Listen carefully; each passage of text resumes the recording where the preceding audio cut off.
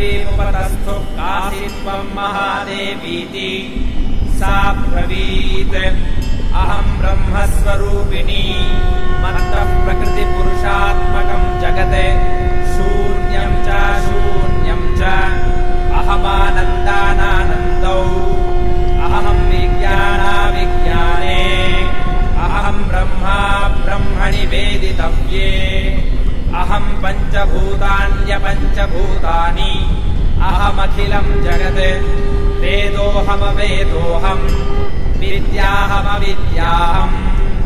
अजाहमनजाहम् अधश्चोर्ध्वम् च तिर्यक्षाहम्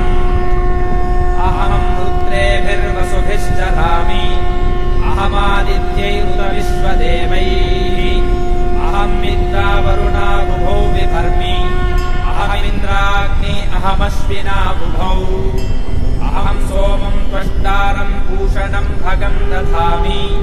अहम् विष्णुमुरुक्रमम् ब्रह्माणमुत प्रजापतिम् दधामि अहम् दधामि द्रविणम् हविष्मते